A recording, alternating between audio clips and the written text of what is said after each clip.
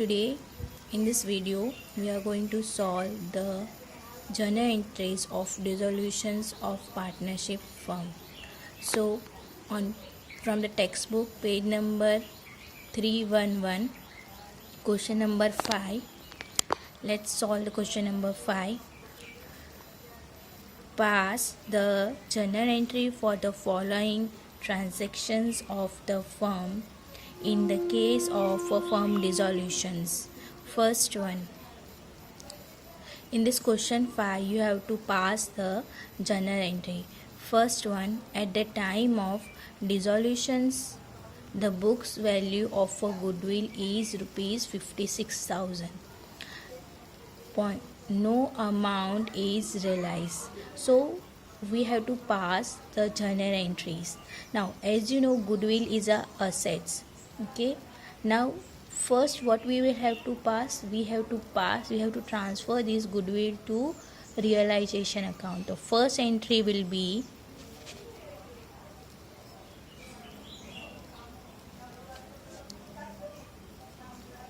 first we are transferring goodwill to realization account. So realization account debit to goodwill account. How much amount is 56,000. Same, the next one is no amount is realized. So no amount has been realized. No amount is been realized. So second entry will be no entry. Why no entry? Because on goodwill we are not recovering any amount. So sub point 2, no entry. Now second one, clear? Now second one, in the balance sheet land and building rupees 8 lakh, investment rupees 2 lakhs are disclosed. So when company or a firm is dissolved, at that time the land and building rupees 8 lakh, investment rupees 2 lakhs were there. So first entry we have to transfer this both the assets to realization account. The first point will be realization account debit to land and building account to investment account. Land and building is 8 lakhs rupees and investment is 2 lakhs. So total amount will be 10 lakhs. Now question, respectively 9 lakhs and 1 lakhs 50,000 are realized from them. After selling land and building and investment, they are realizing how much they are recovering amount. 9 lakhs on land and building and 1 lakh 50,000 on investment. So second entry will be cash and bank account. Why we are writing cash and bank account? Because we are recovering land and building with the cash. We are getting the cash. So we are debiting the cash and bank account. Cash and bank account debit to realization account. How much amount? Land and building 9 lakhs. Then investment how much? 1 lakh 50,000. So total amount is how much? 10 lakh 50,000 and a 10 lakh 50,000. Now let's see the third question. Total assets of the firm are 2 lakhs, out of which 40% of are current asset including cash of rupees 10 lakhs and book value is realized. Book value is realized means what? Book value is realized means what? मतलब कि you are recovering the same amount on total asset and current asset. Let's solve these sums and then you will be able to understand this sum. Chalo. Now third one is how much total asset is. Total asset is 2 lakhs. बराबर 2 lakhs. Out of it 40% is current asset. Current asset is 80,000, right? And remaining 60 is a fixed asset, that is 1,20,000. Okay, now see current asset 80,000. In current asset there is a including of cash, so we will deduct the cash. How much? 10,000. Then total will be 70,000. So we'll pass the entry on it. Okay, so first we have to transfer this current asset and fixed asset to realization. So realization account debit to current asset account to fixed asset account. How much? 70,000 and 1,20,000. How much? 1,90,000. And in the question, what they have written in the question? Book value is realized. So same amount 1,90,000 we will be recovering. मतलब we will be getting 1,90,000 after selling the fixed asset and current asset. So what will be the entry? Second one, cash and bank account debit to realization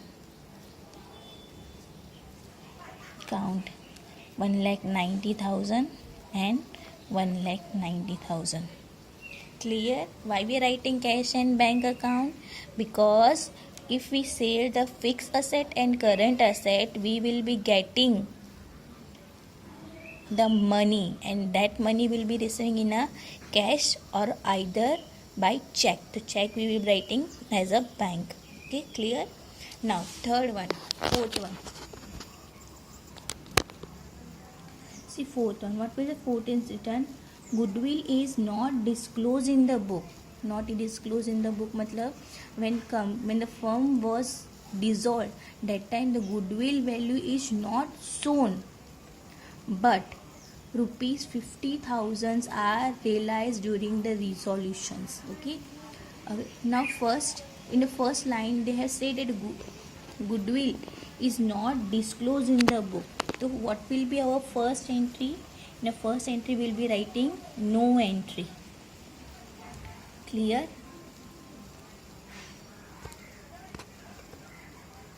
Second will be, in the second question what they are saying,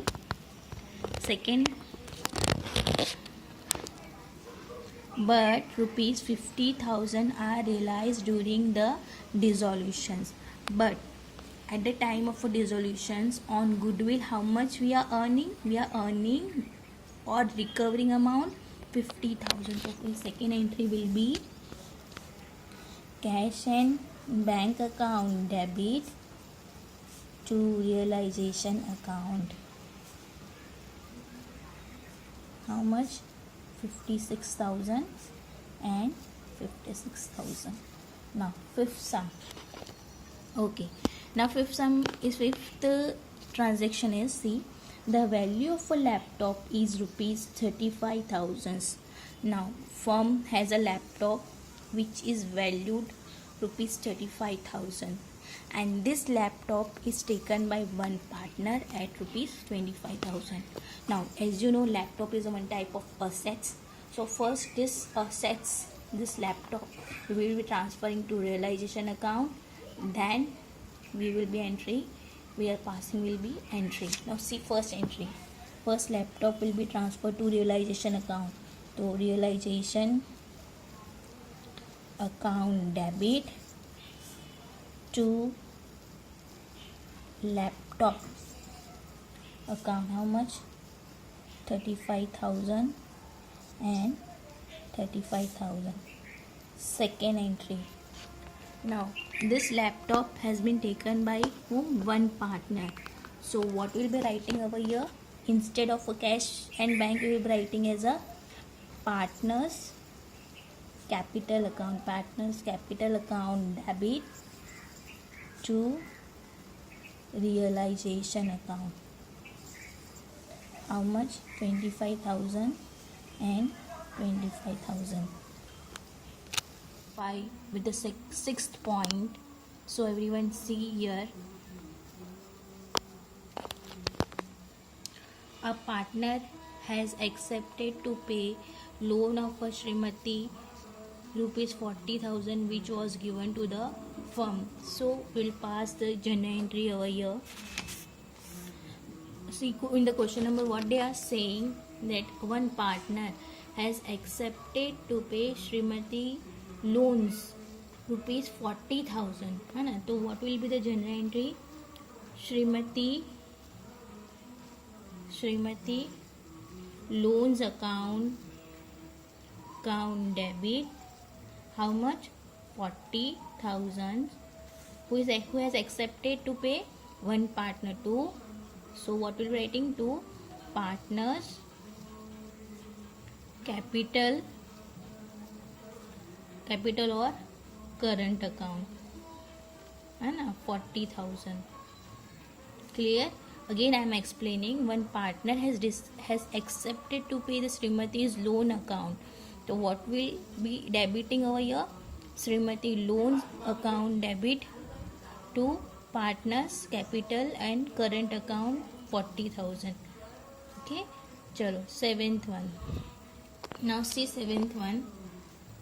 Income tax liability is now payable rupees 30,000. Now income tax liability matlab is a one type of a liability which firm has to pay. Now see here, what will be the entry?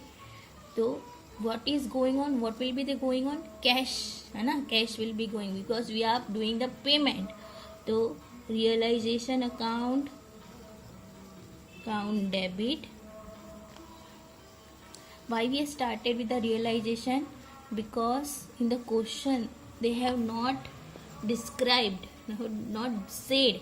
It is not, see, income tax liability is now payable, but at the time of a dissolution it has not recorded, but now they have said that rupees 30,000 you have to pay it as an income tax liability. So we have started with the second entry only. The realization account debit 30,000, realization account debit 30,000 to cash and bank account. How much? 30,000. Clear? Now 8.1. See 8.1 what they are saying. After making payment of all liability, loan of a partner's firm, surplus of asset rupees 1,20,000. The profit and loss sharing ratio of a partner is partners A and B and C are 5:3:2. What in this question they are telling? That at the time of a dissolution there were liabilities and assets. Okay, after selling all the assets, liabilities, the payment of a liabilities are paid, then the loan of a partners are paid, then also they have the surplus assets, they have also the surplus assets, surplus money of which they have sold the asset and they have gained, that is surplus asset. એટલે liability को भी payment कर दिया, loan को भी payment कर दिया, फिर भी उनके पास अमाउंट रह गया है. कितना रह गया है? 1,20,000. अभी 1,20,000 को हम लोग कहाँ डिस्ट्रीब्यूट करेंगे? पार्टनर्स को दे देंगे. और पार्टनर्स को दे देंगे कौन से रेशियो हम लोग दे देंगे? 5:3:2. तो क्या आएगा entry? Realisation account debit to is capital account, to B's capital account and to C's capital account. अभी कितना हम लोग के पास सरप्लस अमाउंट रह गया? सरप्लस अमाउंट हमारे पास 1,20,000 रह गया और उनको रेशियो कितना दिया है? ए बी सी का रेशियो कितना है? 5:3:2. ए को हम लोग पहले डिस्ट्रीब्यूट करेंगे तो कितना है? 1,20,000. कितना रेशियो इसका? 5. तो 5 अपॉन टोटल कितना है? 5, 3, 2, 10 है ना. तो नीचे 10. क्लियर. तो ये कट करेंगे, एक करेंगे तो कितना आएगा? 60,000. तो ए को कितना मिलेगा? 60,000. उसी तरह से हम लोग बी का भी कर देंगे. 1,20,000 इंटू 3/10 तो कितना आएगा? 36,000. सी को भी करेंगे तो कितना आएगा? 1,20,000 इंटू 2 इंटू डिवाइडेड बाई 10 तो कितना आएगा यहाँ पे? 24,000 है ना. क्लियर हो गया ये. तो यहाँ पे देखो 60, इसको 60 मिला, ए को 60 मिला, बी को 36,000 मिलेगा, सी को 24,000 मिलेगा, यानी टोटल 1,20,000. क्लियर. अभी 9 जनरल एंट्री देखो. 9 general entry. A machine is disclosed in the books at the time of dissolution for rupees 2 lakh and book value is realized. है ना. इसमें क्या बोल रहे हैं उन लोग कि मशीन है, डिसोल्यूशन के टाइम पे मशीन हमारे पास है. वो कितने की है मशीन? 2 lakhs को 2 lakhs. और जैसे हम लोग उसको बेचने को निकाले तो उस पर हम लोग को कितना ही मिलता है? 2 lakhs ही मिलता है. तो इसकी एंट्री जनरल एंट्री पे आशा करेंगे हम लोग. तो इसको पहले मशीन को हम लोग कहाँ पे डालेंगे? पहले ये हमारी मशीन यानी हमारी असेट है, तो उसको पहले हम लोग कहाँ पे डालेंगे? पहले रियलाइजेशन में. क्यों? क्योंकि हमको कितना अमाउंट मिलने वाला है. Right. Realisation account debit to machine account. How much amount? 2 lakhs. और इसको हम लोग बेचने निकाले तो कितना मिलेगा? उसमें बुक में क्या दिया है? बुक वैल्यू इज रियलाइज है ना. Book value is realise. तो cash and bank account debit to realisation account. 2 lakhs और 2 lakh. क्लियर. अभी 10th एंट्री. 10th एंट्री में देखो, one partner has accepted a responsibility to undertake dissolution procedure. Now एक partner है, उसने पूरी responsibility ले ली है कि डिसोल्यूशन में जो भी पेमेंट करना है, लेना है, वो सब वो ही उठाएगा. इन रिटर्न ऑफ इट, उसके बदले में उसको कितना रेम्यूनरेशन मिलेगा? 20,000 है ना. तो one on account of expenses firm has to paid him ₹12,000. तो हम लोग ये इसकी पहले एंट्री में यहाँ करेंगे. तो इसकी एंट्री कहाँ कैसे आएगी? इसकी एंट्री तो फर्स्ट एंट्री होगी कि एक पार्टनर ने पूरी रिस्पॉन्सिबिलिटी ली है कि डिसोल्यूशन का हम लोग पूरा खर्चा उठाएंगे. तो फर्स्ट एंट्री का आएगी रियलाइजेशन अकाउंट डेबिट टू वो partner, to partners, sorry to partner, एक ही पार्टनर है ना, एक ही पार्टनर है, correct. To partners capital account. कितना? 20,000 और 20,000. और भी यहाँ पे देखो, जैसे यहाँ पे उन्होंने बोला है कि ऑन भी दूसरा ट्रांजैक्शन देखो, on account of expenses firm has to paid him ₹12,000. अभी एक एक्सपेंसेस है जो फर्म का है, तो उसकी वजह से एक एक्सपेंसेस है फर्म का, तो पार्टनर्स को मतलब फर्म को वो पार्टनर्स को देना है, तो उसकी एंट्री क्या आएगी? पार्टनर्स को पैसे मिल रहे, तो what will be the entry?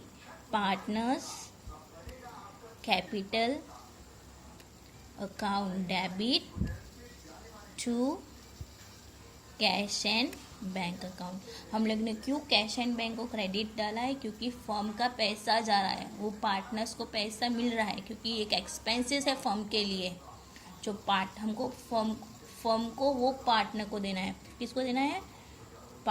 Firm को किसको देना है? फर्म को पार्टनर्स को देना है। इसलिए partners capital account debit to cash and bank account कितना है? 12,000 और 12,000, सॉरी, क्लियर। अभी यहाँ पे देखो 11th entry, there are debtors of ₹1,20,000, creditors ₹60,000 at the time for dissolution of a firm. Okay, अगे इसमें क्या कर रहे हैं? बोल रहे हैं कि डिसॉल्यूशन के टाइम पे फर्म के पास डेटर कितने की है? 1,20,000 की है और क्रेडिटर्स 60,000 की है। अभी सेकेंड लाइन देखो, one partner has taken the debtors at 20% less than book value, clear, value less, and accepted to pay the creditors. यहाँ पे देखो अभी बुक में हमारी 11th एंट्री, तो क्रेडिट डेटर्स हमारे पास कितना है? 1,20,000। तो इसको हम लोग पहले रियलाइजेशन में डालेंगे, है ना। तो इसकी एंट्री फर्स्ट एंट्री कहाँ पे आएगी? फर्स्ट एंट्री कैसे आएगी? सॉरी, तो रियलाइजेशन अकाउंट हम लोग उसको पहले रियलाइजेशन अकाउंट में ट्रांसफ़र डालेंगे। Realisation account debit 1,20,000 to debtors. अभी एक पार्टनर ले जा रहा है, तो वो पार्टनर कितने? 20% लेस, है ना, लेस 20% में ले जा रहा है। तो हमारे पास 1,20,000 है, उसका आप कैलकुलेटर पे निकालेंगे तो कितना? 1,20,000 पर 20% का कितना आएगा?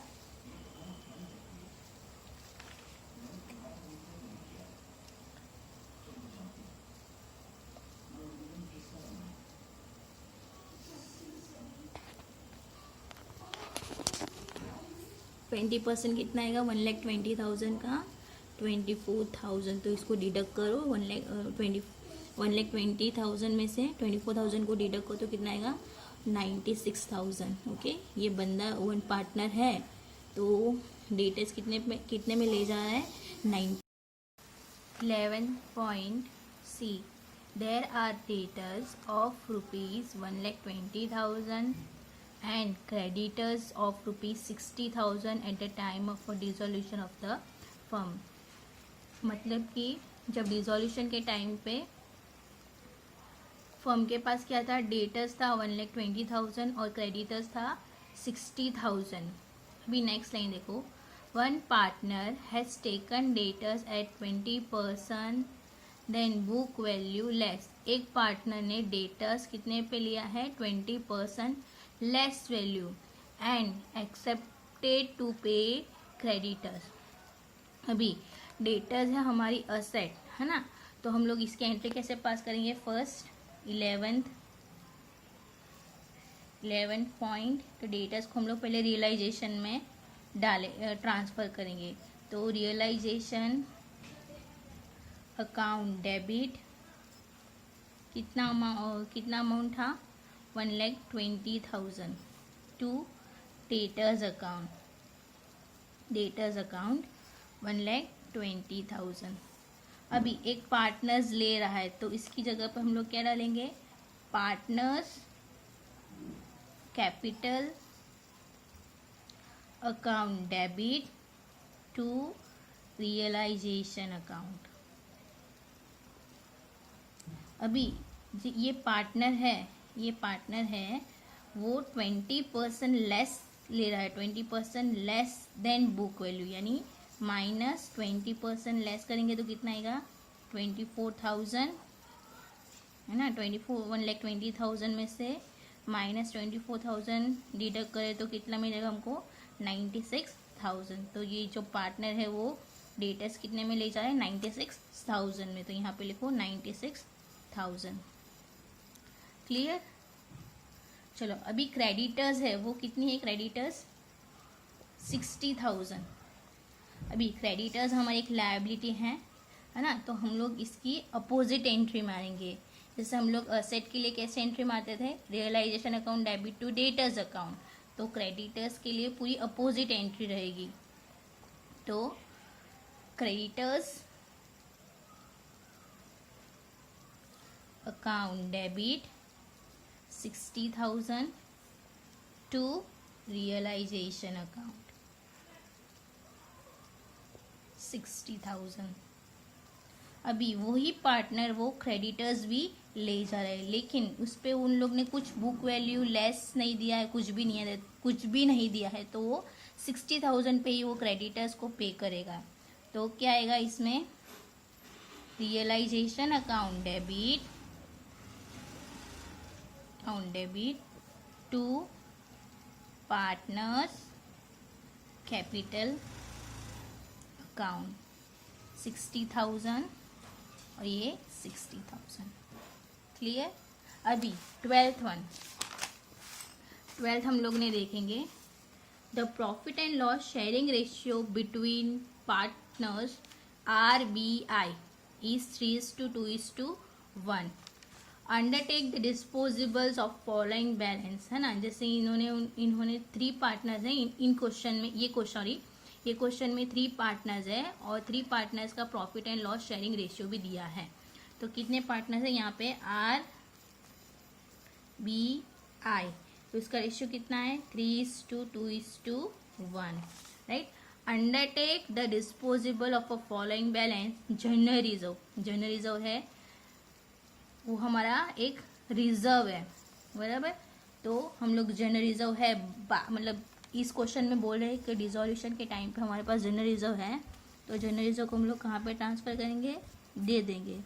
General reserve account debit 18,000 to R's capital account to B's capital account to I's capital account. भी 18,000 है और रेशियो कितना है आर का, पहले हम लोग आर का कैलकुलेट करेंगे कितना आर को मिलेगा। तो टोटल हमारे पास जनरल रिजर्व 18,000 और उसका रेशियो है 3, तो डिवाइडेड बाय 6 करें, 8 3 यानी इसको कितना मिलेगा 9,000। उसी हिसाब से हम लोग बी का भी करेंगे, तो बी को कितना मिलेगा 6,000, नहीं।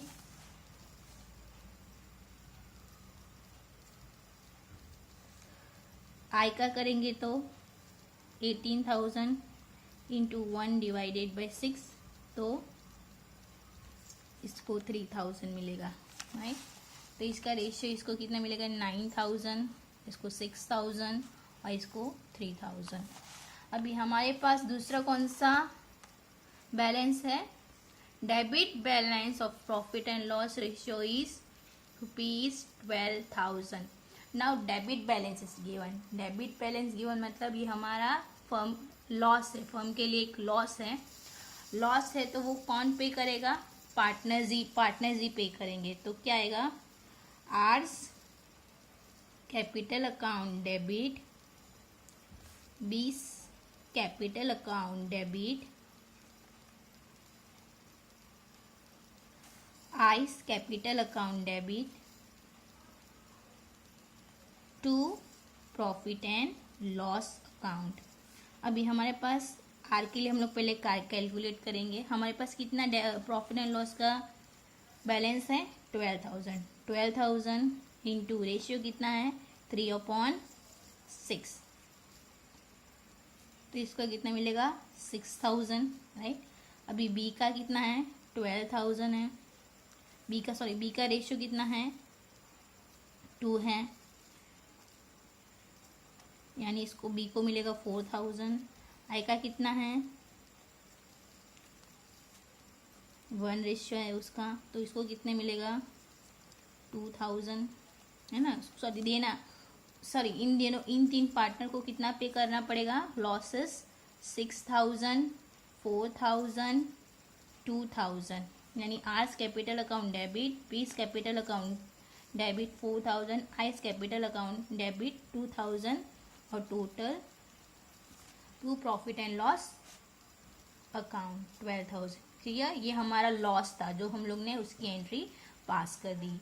अब हमारे पास थर्ड कौन सा है, वर्कमैन कंपेंसेशन फंड है। हमारे पास थर्ड कौन सा है, वर्कमैन एक्सीडेंट कंपेंसेशन फंड है। वो कितना है हमारे पास ₹18,000। ये हमारा एक्यूमुलेटेड प्रॉफिट है, एक्यूमुलेट प्रॉफिट है, तो उसको हम लोग क्या पार्टनर्स के बीच में डिस्ट्रीब्यूट कर देंगे। तो क्या आएगा, workman accident compensation fund account debit कितना 18,000 to R's capital account 9,000 to B's capital account 6,000 to I's capital account 3,000। Clear.